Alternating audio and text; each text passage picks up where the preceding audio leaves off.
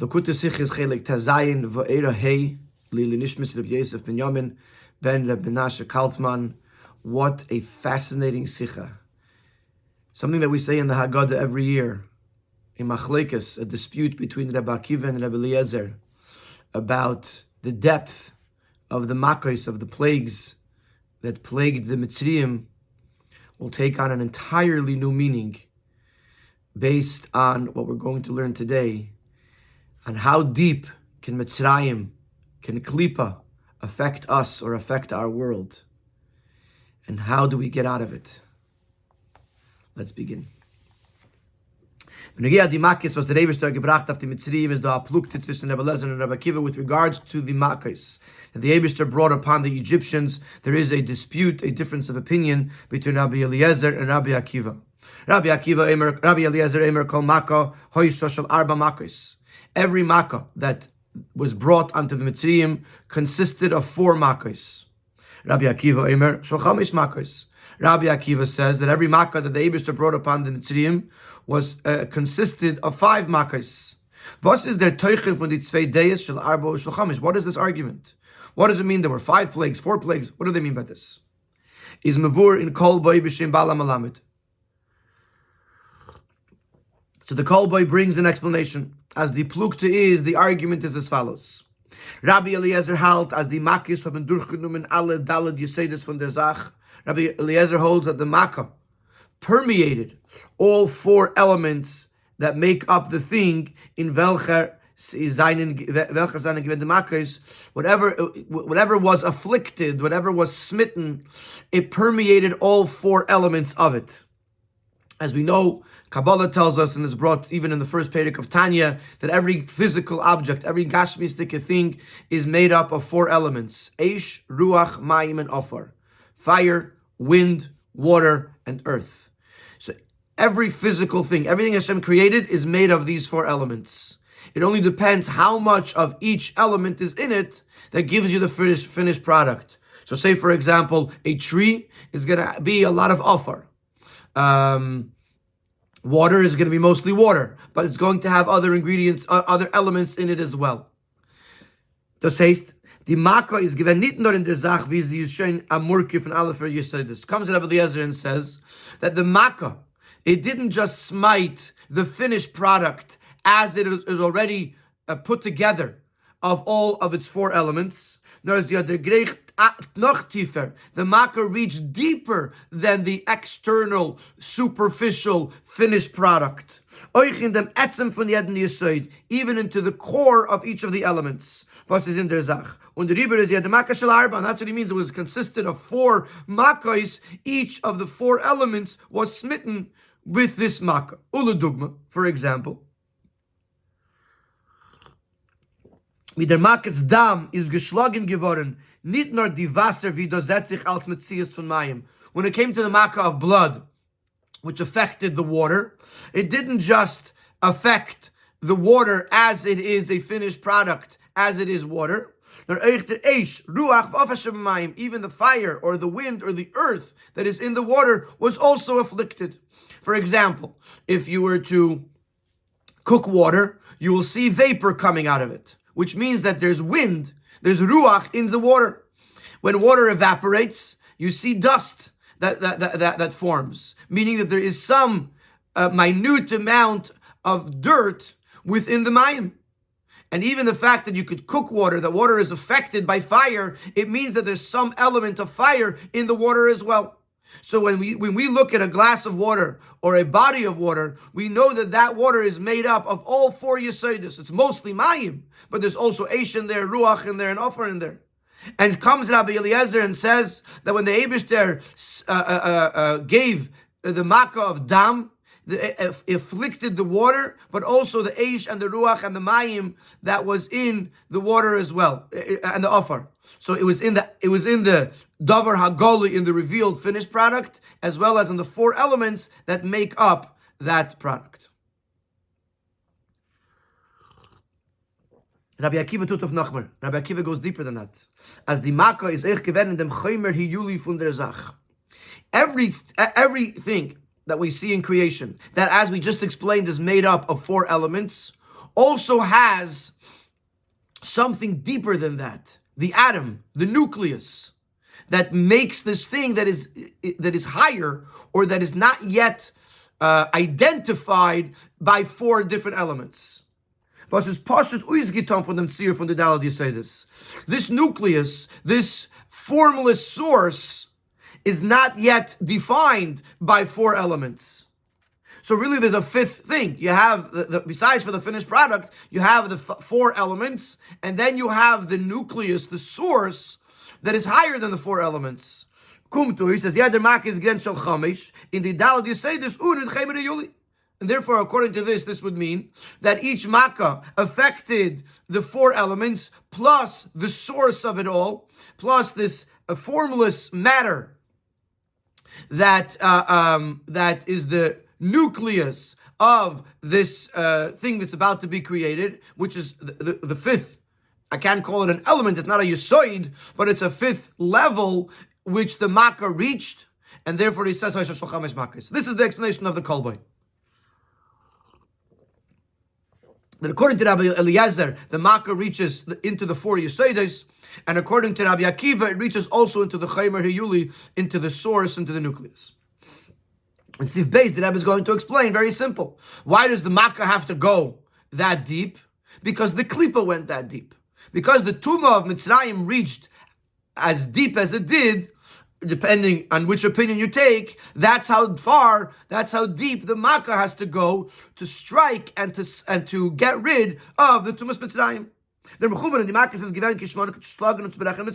What was the purpose? Makkah means to smite, to strike. The purpose was to break the Mitzrayim, the Egyptians. Therefore, it's verstandig at der Inyan anal. Das was die Makkah haben durchgedrungen in die Dvarim ha-mukim. This concept that the makkahs permeated these things that were being smitten beyond the surface. Aleph number 1. Both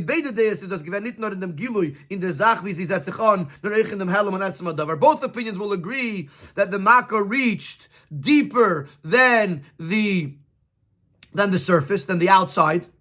Beis, however, there's 2 different opinions. If it reaches as far as the source, the formless matter, other not in the Chemer for the Atzir for the Daled Yesodis, or in the formed matter as it is formed by the 4 elements. So that we already established. But now we're saying this concept, the fact that both agree that it went deeper, and the fact that they have an argument how deep it did go, it will depend on how deep did Tumas Mitzrayim permeate into the thing that was being affected. And as deep as you believe, as you hold that the Tumah of Mitzrayim reached, that's how deep the makkah has to go. So according to Rabbi Eliezer, we'll get back to this later on, but according to Rabbi Eliezer, the Tumah reached as deep as the Daled Yesodis, and therefore the makkah went to smite the Daled Yesodis, Hoysa Bashal Arba Makkahs, and consisted of four makkahs. According to Rabbi Akiva, the makkah reached even the Chemer Hiyuli, even the source, and therefore the Tumah reached even the Chemer Hiyuli, and therefore the makkah had to reach the Chemer Hiyuli, had to reach as deep as the source, which is why he says Hoysa Bashal Chamish Makkahs. It consisted of 5. In Sif Gimel, we're going to go into Nigla the Torah, into Halacha, where we see the halachic ramifications of this concept, of the fact that everything that is an Isser is based on how deep the Klippa or how deep the Ra has gone in. And we'll see that there is a layer that reaches the surface. There's a layer that reaches beneath the surface, and then there's a layer that, but still, even beneath the surface, it already begins some sort of form. And then there is the source that is totally formless. And we'll see this application in halacha with regards to the mitzvah of chametz. Denn ihr dann aus Tumas Mitzrayim der Gerichte der Etzem von Metzias Advarim und die eben gebrachte Plukte in them. This idea that Tumas Mitzrayim reached beneath the surface and the machloikis, the argument between how deep it did go. This is reflected in a concept in Nigla, as everything else in Torah does. Bees in halacha until the point of halacha. Was in the Teichen Vaera Iser Chametz, which will in this case we will discuss the idea of the Iser of Chametz, was is Amasuv from Tumas Mitzrayim, which is a result of the Tumah of Mitzrayim. So we'll see here these various levels. The Iser Chametz is nitnar ba'achilu b'hana. Chametz is also not just to be eaten, or even just to derive benefit from it. Chametz is also usher for it to even exist in your domain. Which this brings upon us the mitzvah, the obligation to destroy the chametz. So the difference between these three above levels or ideas: Isra achila, the prohibition of eating something; Isra no, the prohibition of deriving benefit from it; Bal yido, bal yimatzu ubir, and the prohibition of owning it or having it in your domain, and therefore the mitzvah to destroy it is as follows. Die Scheiches von Achila wie Isura mit Davar HaNechel mit sein Sura wie der Davar HaNechel steht in Atzir Gomer bis zu sein Roy Achila. If something is prohibited to eat, if something is edible, or in that matter prohibited to eat, we're talking about this something that is a finished product, something that is already, as we look at it, it's edible. But we're not looking at the source of it, at the spiritual makeup of it. That's not edible in the first place. So you can't really eat it, and therefore you can't prohibit one from eating it. There's nothing to eat. So you say upon something that it's usher to eat, it has to already be food. The Hanov Yisuda von Azach is verbunden euch mit der Etzem von der Zach. But the pleasure or the benefit that someone gets from this, it doesn't have to be something that's finished. There could be benefit even from the source of it. Just to give an example, that's not an accurate example, but just to make a point. A person has a car. The purpose of the car is to drive you from place to place. So it only serves that purpose once it's a finished car. If you have all the car parts, you can derive benefit from those parts. You can sell them, you can build a car with them, but you can't take those parts and drive from place to place as it is. So the use of a car doesn't really apply to the parts. It only applies once the parts are put together. So achila is talking about something that is already edible. Hanoah, not necessarily. Even if you have the parts that make up this thing that's going to one day become edible, there's already a possibility to derive benefit from it. Not the benefit of eating, but some sort of benefit. You can sell it, you can buy, with the money you could buy food or whatever else the benefit would be. Parenthetically speaking, before we get to the third level, V'das is einer von the biurim. Now that we understand that there's a Isra Achila on the finished product, and there's Isra Hana that applies even to the makeup of it. This explains the Kenzain Azach so sein Asr Ba'Achilu Mutter Ba'Na, how it's possible for something to be, according to Torah, prohibited to eat, but permissible to derive benefit from them. For example, chazer. Chazer, you're not allowed to eat it, but you're allowed to derive benefit from it.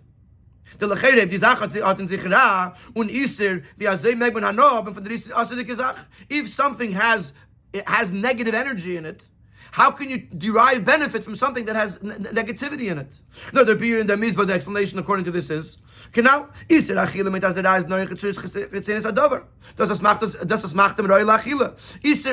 prohibition of eating means that the negativity reached as deep as the surface. Once you see a finished product, once something that is edible, that's how deep the Ra went. But nevertheless, it's therefore still permissible to derive benefit from it. The Ra did not reach into the source of it, that which is capable of giving you benefit, of giving you a pleasure. That the Ra didn't go that deep, and therefore there's no problem with Hana. It's not Osir Ba'Hana. The Ra only went as deep as the surface, as deep as the finished product. That explains why there are certain things that are Osir Ba'Achila and not Osir Ba'Hana. But going back to Chametz, Chametz is Osir Ba'Achila. Chametz is also Osir Ba'Hana because clearly the etzem von der Zach, the source of it, or the matter, that the elements that make this thing up, also are affected by the Ra. Aber oichanoah v'yisura v'balder verbundes durch benutzen sich mit der Sach. But even when you talk about hanoah, taking pleasure from something, or the prohibition of it, since how would you relate to this object? By using it in some way, by deriving benefit from it. But thus is daf given that it says a chaymer b'tzurim musyemes, it still has to have some sort of form. So clearly we're talking about something that doesn't have the finished form, but it has some level of form, which is why it's even possible to have benefit from it. Whatever you're going to do to it, whether you're going to sell it or whatever it is, there has to be something there that already has some. It may not be edible, but there has to be something there that you could derive benefit from. So hanoah affects the beneath the surface, but something that already begins to have some form. And by chametz we find a third iser. It's not even allowed to be in the domain. Even if there's absolutely no usage of it, it's just sitting there in the cabinet. It's not allowed to be there. Das heißt, as der Isser durchgenommen in dem Chaymer v'atzma davar v'yeres uisketofen ezet zu der Sheyiyah. If I'm not eating it, I'm not deriving benefit from it, it's just sitting there. It means that the Isser is so deep that its very existence, without any form, without any usage, is still a problem.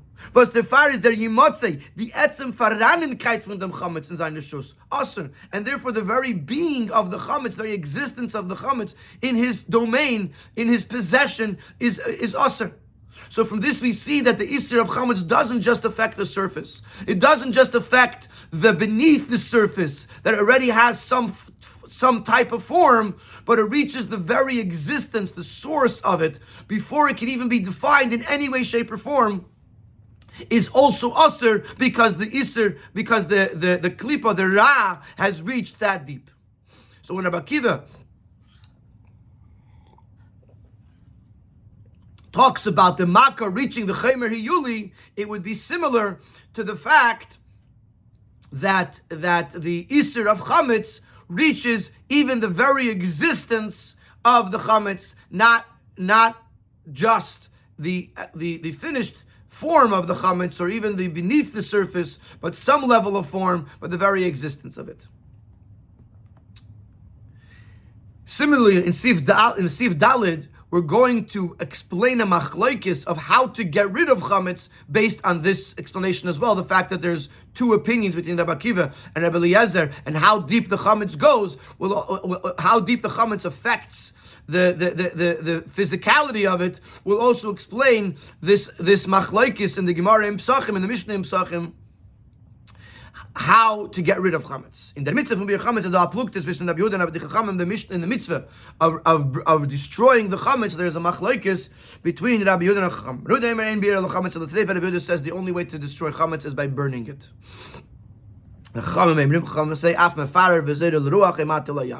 You can even crumble it up and then let the crumbs blow in the wind, or throw the crumbs into the ocean.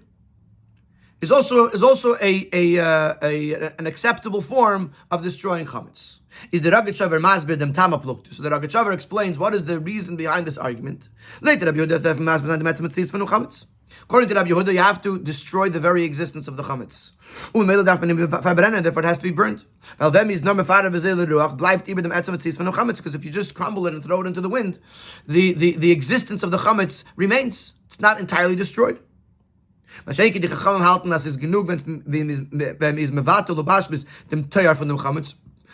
hold you don't have to destroy the existence of the chametz. You have to destroy the form of the chametz.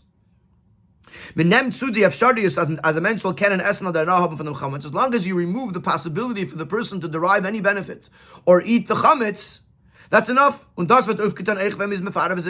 is accomplished even by blowing it in the wind, crumbling it up and blowing it in the wind. So the argument between Rabbi Yehuda and the Chachamim is, do I have to make it unusable, or do I have to destroy its existence? So now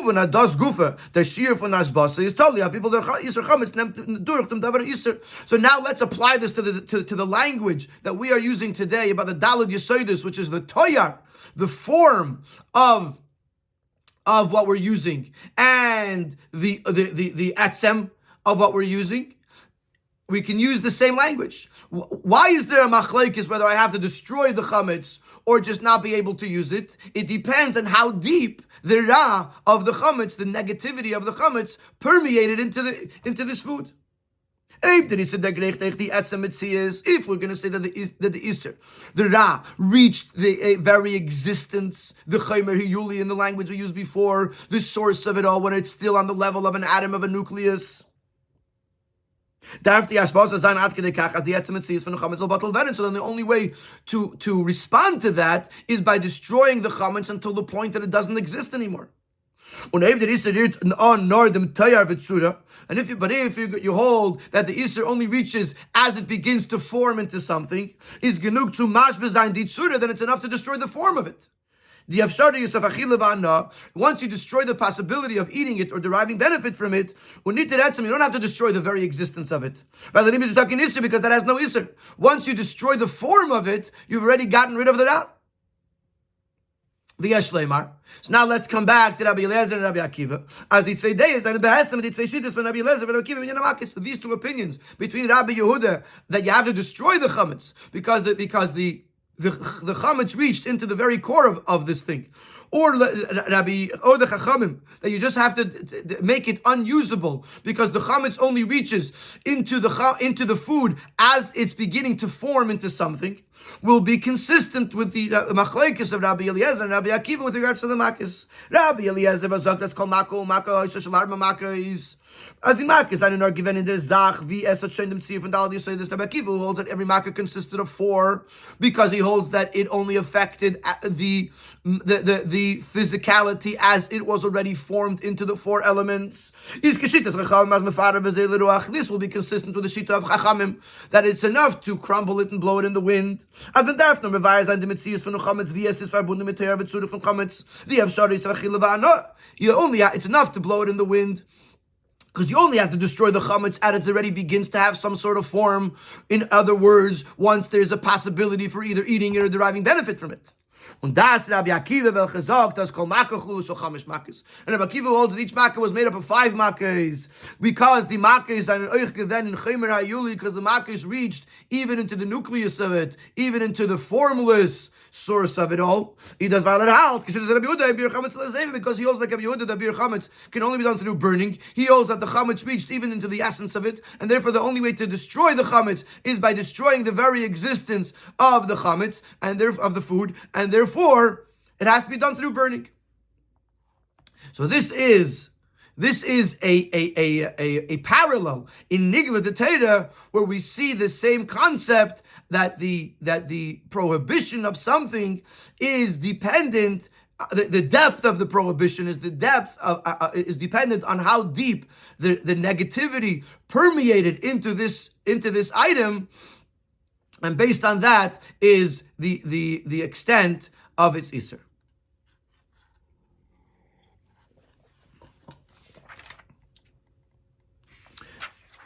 There's one more in Sivhei. The Rebbe brings one more nakuda, another area in halacha where you see this same lishitase, this same approach of these two shittas in another area and as the Rebbe is going to say, within Hanoah itself, if I'm using something that I have no benefit from it. Now, if I'm using it, it means there's still some sort of form to it, but I have no personal benefit from it. Let's see inside. Something similar to these two levels or layers in bir chametz. With regards to the very existence of the chametz, if Torah prohibits the very existence of chametz before it has any shape or form, or the Torah prohibit only something that has some sort of form, only once it is possible to be used, to have benefit from it, only that does the Torah prohibit. There's also 2 layers within the prohibition of Hanoah. Is the tifer in the davar, which will also depend on this discussion. Does the negativity go deeper than the form It obviously goes deeper than the finished form, but does it also go deeper than the level of hanoah, which is, as we explained, that there is already some sort of form, some sort of usage from this. So there's two types. There's two types of hanoah. There's two types of usage, rather. Aleph hanoah versus maybe l'deshum achila. Hanoah that's connected to eating. What does that mean? Most hanoah is related to food because even if the benefit is not specifically, you're not selling it, you're not eating it. The benefit is not from eating it, but whatever you're doing with it, you can sell it, or you could make money off of it, and then you could use that money to buy food. On a broader sense, this refers to any hanoah that a person has financial gain. And therefore it's related to achila, because once there's a financial gain, there's money with which to buy food. So one type of hanoah is hanoah that is quantifiable by the fact that there is a financial benefit from it, and therefore ultimately could lead to eating. Base. But there's another type of usage, a type of usage that the person has no financial benefit from it. For example, to feed this prohibited food to a stray dog, a dog that has no owner. There's no way to say this hanoah is going to lead to the person eating it. There's no way, because if the dog had an owner, then you can go to the owner and say, listen, give me some money for the fact that I fed your dog. If the dog belonged to this person, they could say his dog, otherwise he would have to buy dog food. But if the dog belongs to nobody, then he's doing a beautiful thing, and he could even have benefit from what he's done. He could enjoy the fact that he's helped another creation of the Eibishter. But there's no financial quantification to this. You can't say this, I gained $10 because the dog had no owner, and he just and he gave him to eat. So the question is, are you allowed to feed a kelev of hefker, a stray dog, with chametz on Pesach? In Yerushalmi is up looked to the chametz like kalve hefker, and in Yerushalmi there's a machlokes. Hey, man, damar halt das is mut. The second opinion holds that because it says the chametz shall not be eaten, it says don't eat chametz, it says it shall not be eaten, is marbe asert euch die stamshos from Michael's and the chametz the kalbe hefker. The second opinion says that because it says v'lo yachal chametz, this includes even the usage of feeding it to a stray dog. Kemen sagen, as eich diplukte is verbunden mit der Shaila, avifol is iser chametz verbunden mit reimer vetzma davar. This argument too can be explained or can be connected with the question, how deep did the chametz, did the ra permeate into this food? If the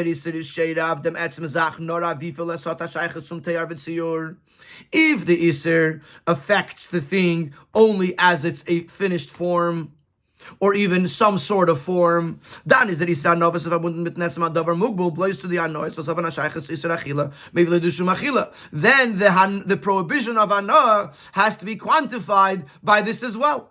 That only if I derive financial benefit or quantifiable benefit can I say that it's prohibited. And therefore, if I'm giving it to a stray dog and there's no hanoah shemevi l'dei achila in this act, then there's no problem. And therefore this opinion that in Yerushalmi holds that it's mutter to feed this dog a chametz on Pesach because the iser did not reach that deep. But if the iser reached to the very core, very source, to the nucleus of it all, then the very thing itself, not its usage, becomes a problem. The very thing itself becomes aser. And therefore any form of usage, even if there's no quantifiable benefit from it, it's still a problem, because its very source, its very existence is problematic. So now we have another example of a halachic relevance based on this same argument of Rabbi Eliezer and Rabbi Akiva. How deep does the Ra affect the Gashmias how deep does the Isser go?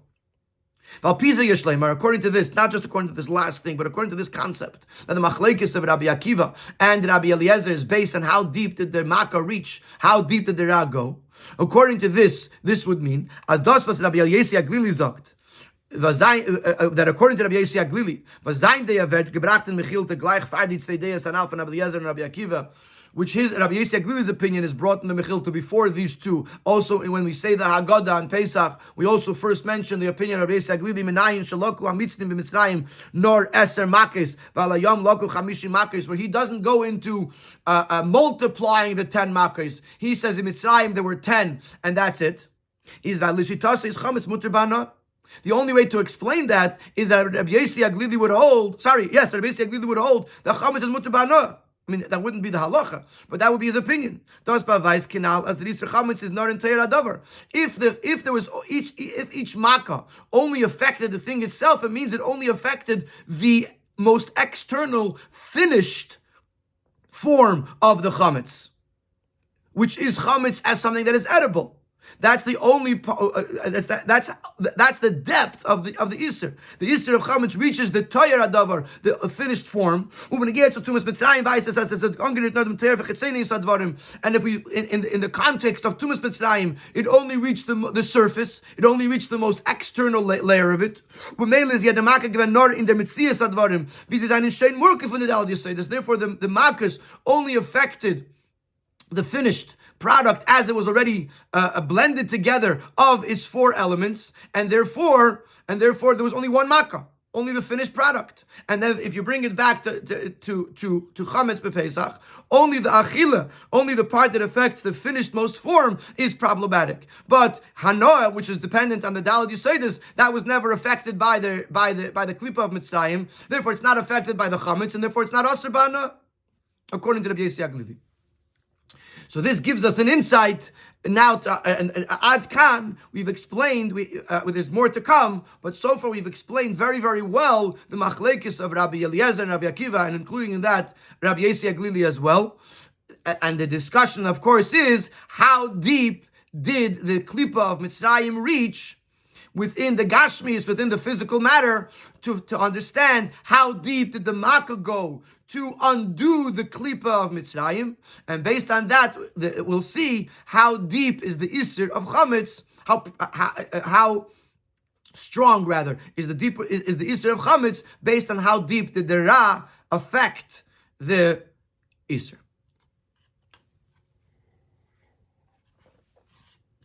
And see Vav, the Rebbe is now going to talk about another ramification that we could take from this machlokes. The discussion at this point is going to be with regards to the concept of the Dalet Golius. We know that there is, in various different places in Torah, mentioned the fact that Yidden have gone through 4 Malchiyos, under the rule of 4 kingdoms, and subsequently have gone into 4 Golus and 4 exiles. 4 Golios. And what the 4 are is is disagreement. In other words, I'll give you the 5, and even though there's more than that too in various different opinions, but generally speaking, we're talking about Mitzrayim, Bavel, Modai, which is also sometimes called Paras, Yavon, and Edom, which is also called Roimi, or Esav. That was 5. Because sometimes we find Mitzrayim to be counted as one of them, and sometimes we found Mitzrayim to be the source of them all, but not counted as one of them. And what we're going to say is that if you say, like Rabbi Eliezer, that the Klipas Mitzrayim reached the 4 Yesodos, then Mitzrayim is one of the 4. It only reaches as far as the 4th. If you say that Klipas Mitzrayim reached the 5th, the source of it, then Mitzrayim could be the 5th Galos that is the source of the other 4. And then the Rebbe is going to explain what these 4 Golios are, ba'avoida, in the person's avoida. Al pi amar leil sif beis, as the plukta von Rabbi Eliezer and Rabbi Akiva is told Yavifel tumas Mitzrayim and Gedurchun Amanayis Mitzrayim Ves Asher Ba, that according to what we explained in Sif Beis, that the argument between Rabbi Eliezer and Rabbi Akiva depends on how deep the tumah of Mitzrayim permeated into the land of Mitzrayim. Ken memazbez an dem tam from the midrashos chalukas beneged the Galuyos. We can now also explain the different opinions with regards to the 4 Galuyos. But Reva Mekem is that Galus Mitzrayim nit gerechen zwischen die Dalad Malchis and Galuyos. In most places, the Galus of Mitzrayim is not one of the 4. And we state the roof der tam, as the reason is explained. Valzi is shakol kekulam v'yesem miyam. Mitzrayim is equal, is on the same level as all of them put together. V'yoser mehem, and is even greater than them or worse than them. And therefore it's not counted, it's not mentioned as one of the 4, because it's greater than all of them. On the other hand, we find other places. It is as one of the 4. It is the first of the 4 Malchiyos and Galuyos. So how do you explain this? How do you say, why sometimes is Mitzrayim counted as one and sometimes not?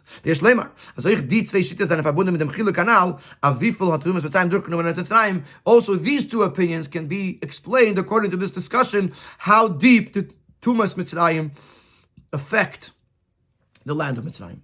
The opinion that usually does not count Mitzrayim as one of the 4 is the Dalad Malchis v'Galuyos and a Neged Dalad Eisis Havaya. Because the 4 Galuyos and the 4 Malchiyos correspond to the 4 letters of the name Havaya.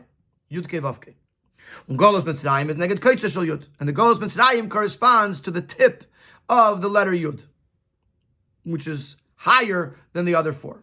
According to what we know, that the 4 Yesodos, the 4 elements of creation, correspond to the 4 letters of Havaya.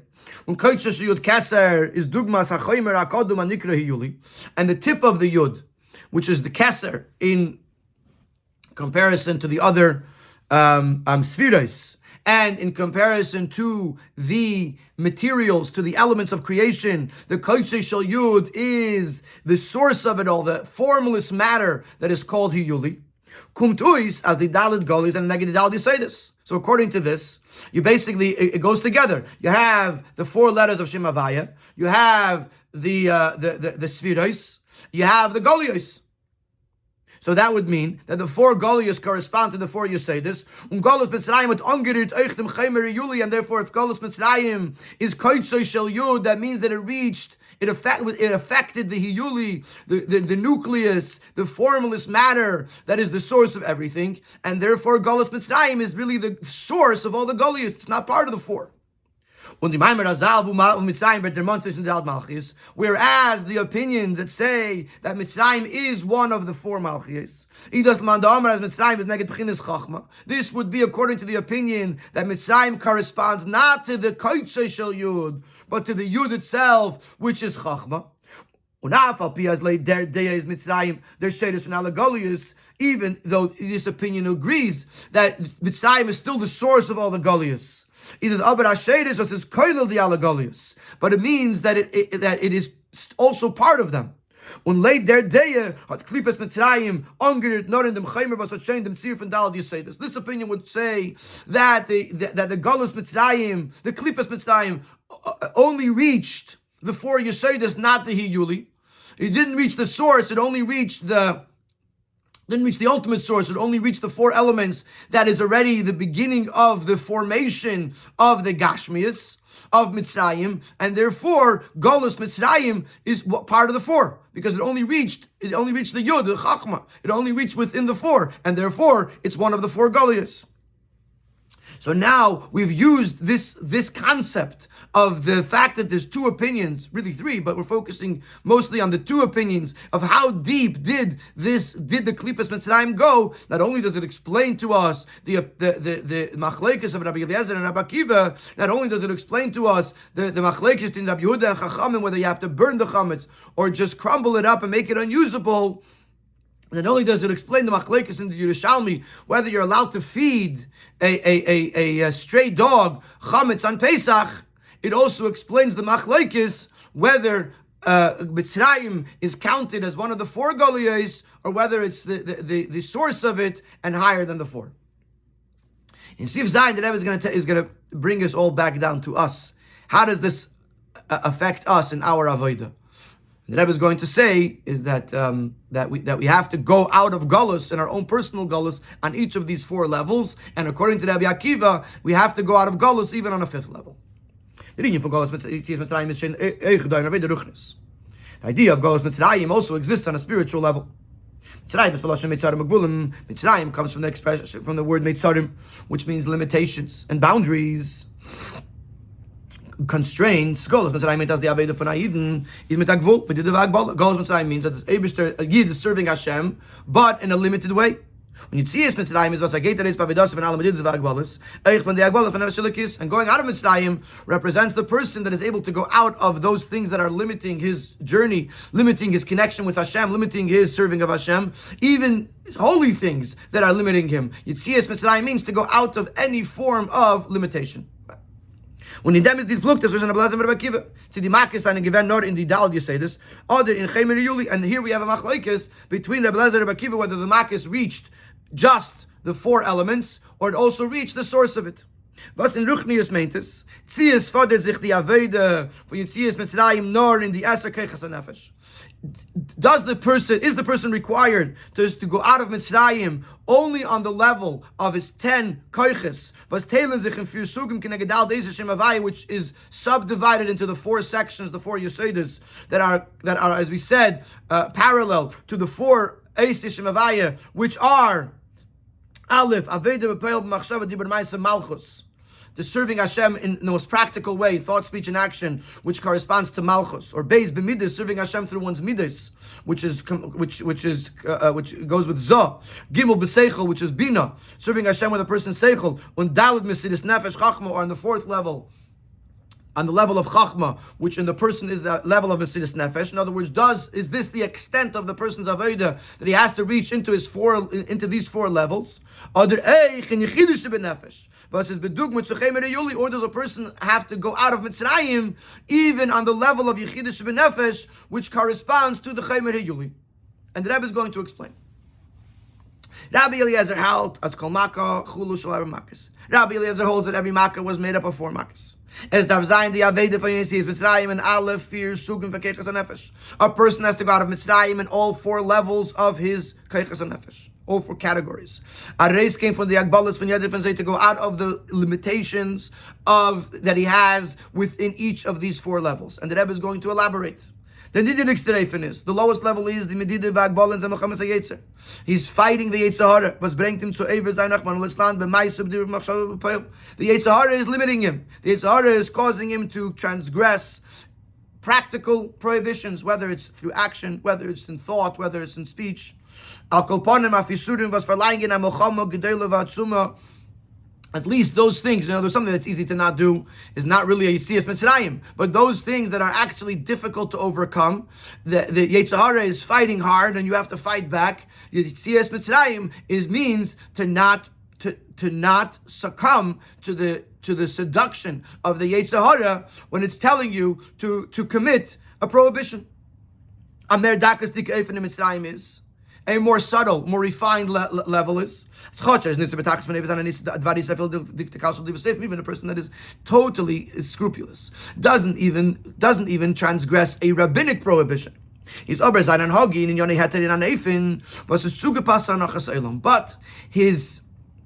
his life that he does live, the things that he does do, is consistent with the way the world accepts that it should be. Whatever he does, the calculation that he makes is, what are the people around me going to think? Which means that he's limited by the feeling of what does the world say in seine midas. His midas are limited. His midas are constantly trying to feel out, trying to understand what does the world think. So he wants to, even though it's permissible, and therefore he can't call it an isser, but the things that he's doing is controlled by what the world says. And clearly that's a gullus. And you got to go out of that gullus to be able that what you do should be dictated by what's right and wrong, not by what the world thinks. I feel when I get generated, then we go to the third level. I feel when I get generated from the midas vagbalas from the Beltarum, even a person that overcomes this, he's not anymore dictated by the world around him. But he could still be stuck in the limitations of his own existence. He'll only do things that don't make sense to him. He's only going to do something that he believes makes sense. Whatever he understands, whatever his cold, apathetic intellect agrees with, that's what he does. But if something is wild, meshuga, nowadays we're approaching Yud Shvat, and we're already learning the Mamorim, shtus diktusha, anything that's shtus, that's l'mayla mitam v'das, he can't buy into it because he's limited by his seichel. The hechste dargim with Vaera and the Abed Fitzis Mitzrayim, then there's even higher level. L'das Rabbi Eliezer, this is the highest level. Is in the Aveda for Mesiris Nefesh, Chachma Shebenefesh. The Aveda Mesiris Nefesh means to say he's certainly not doing anything that he's not allowed to do. He's not being controlled by the world. He's not even being controlled by his seichel. He's ready to go higher than seichel, which as Chassidus explains is Mesiris Nefesh, Chachma, which is bittul. He's at a level of bittul, and his taka Eved Hashem the man mitamadas. He's serving Hashem higher than his understanding. But there's still some level of limitation to it. It's still not total dedication. Al derech, wie der Rebbe erzählt wegen einem was beim Leinen Krishma, meine Kmen Echad. There's a very well-known story that the Rebbe, that our Rebbe told us, which the Rebbe is telling it over in the name of the Friedrich Rebbe, but a certain person that when it came to Echad in Shema, he said it took him a while. As he was contemplating or meditating on the meaning of the word Echad. But later he said, as the Isbaranus hat sich gezeigt, bald eine Minute, that this meditation took him almost a whole minute. And hat sich vertieft der Isbaranus von Echad. He was deep in the meditation, and the contemplation of the idea of Echad, of the oneness of Hashem. Plus in Yonah is Mesiris Nefesh, which is expressed in Mesiris Nefesh. If everything is Einoid Malvade, everything is just the oneness of Hashem, then the person is in a total state of bittul, which is Mesiris Nefesh. Und Bob Bishah hat gekannt gucken auf Azeger und ausrechnen die Zeit, was ist gestanden dort nur für Mesiris Nefesh. And at the same time, he's able to see the clock and calculate how long was I in this mode of Mesiris Nefesh. So he's in Mesiris, he's contemplating, he's meditating, he's engrossed in Echad, but it's a limited Echad. Or at a more subtle level. Ba'im is noch doder hergish as pravet Mesiris Nefesh. He's talking in a state of Mesiris Nefesh, but he feels, I'm the one doing it. I'm the one in a state of Mesiris Nefesh. But das beweist, dass noch nicht legamre aruis von dem Medidus Vagbalas von Metzius, which this means that he has not yet fully exited the constraints of his own existence. I have Mesiris Nefesh. I am the Mesiris Nefesh Yid. There's still a you, there's still a Metzius here, and therefore there has to be a Yitzias Mitzrayim. He has to go out of that galus to be able to rise above that. That is the opinion of Rabbi Eliezer, that the Yitzias Mitzrayim has to be in all four levels of Avedis Hashem, which is all four levels of the person's Avodah, Maisa, Midas, Seichel, and even Bittul and Mesiris Nefesh. Then to Rabbi Akiva comes Rabbi Akiva and says, "Al kol makkah chulu shel chamesh makkos," that there's another Yitzias Mitzrayim that's still necessary. Before we can explain what Rabbi Akiva's opinion is, the Rebbe gives us an understanding in who Rabbi Eliezer is and who Rabbi Akiva is that explains to us how they reach this difference of opinion. Rabbi Eliezer is Hashem Eliki Avi Be'ezri. Rabbi Eliezer, the name Eliezer, is named after the fact that the Eibishter of my father was there to help me. Ed is given Ben Hurkinus. In his own personal life, he was the son of a Yid. Ben Avram Yitzchak v'Yaakov, and in his lineage, he originated from the Avos. Was hat gehatem Ezer from the Lekei Avi, which they had the Ezer, the help of the Eibishter, and therefore that was given over to him. Was der Vaera hat sich bei ihm nicht angelegt as Epes can order in the Matzah von Yid, and therefore he didn't see how the essence of the Yid could be affected. When you start out with this level of connection, then even when a person is doing Aveda, the faith, the depth of the connection with the Eibishter still exists. So as far as Rabbi Eliezer sees it, the Etzem HaNefesh meaning to say the levels that are higher than Chachma are secure. They're safe. That cannot be affected by the world around him, because he has a very strong foundation. Rabbi Akiva aber hat gestammt von Gedem. Rabbi Akiva, however, he did not stem originally from Rami Shlomo Yaakov. He stemmed from the outside world. Rabbi Akiva is talking to those people that are on the outskirts. They don't have this fundamental foundation of Elokei Avi Be'ezri. B'dakas Yeser, the Aveida from Mikfirim Yechidasi. Rabbi Akiva is talking about the Aveida of addressing the Yechida of the Nefesh Abamis. In Likutei Torah, it is explained that even the Nefesh Abamis also has something that resembles the Yechida Shebenefesh. Meaning to say, you can have a person that has done everything right, but nevertheless, they have this addiction, or they have this irrational desire for something that's prohibited. Which means they're not doing anything, they're not doing anything wrong, they've gone out of all of the Golusim. They're standing in a place where even their Mesiras Nefesh is good. But nevertheless, there is something that the Nefesh Abamis has not yet been overcome. And Mikfirim Yechidasi. Mikfirim is like a young lion. Yechidasi is Yechida. That on the side of the Nefesh Abamis, that's strong like a lion, there's also a concept that resembles Yechida. This irrational his yearning for negativity. And therefore, Rabbi Akiva says that this has to be rectified as well. The Avedus, Mesakins, and the Etzem HaNefesh, and even the Etzem HaNefesh has to be rectified. Now, it's important to clarify that this Etzem HaNefesh doesn't mean the actual Etzem HaNefesh. Because the Etzem HaNefesh, the Yechida, is Babua de Babua Laslahu. There's no Rad there whatsoever, according to any opinion. But Chassidus explains that there is a Makif and a Makif Dim Makif. There is a layer that is higher than the level of Chaya, higher than Chachma, that's not yet the Yechidus Benefesh Mamish.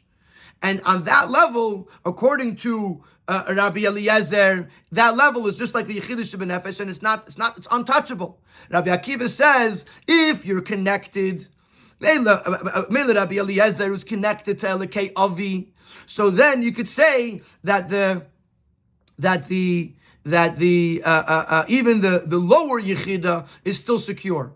But if a person doesn't have that foundation, then the lower level of Yechida is possible to get infected by this klipa.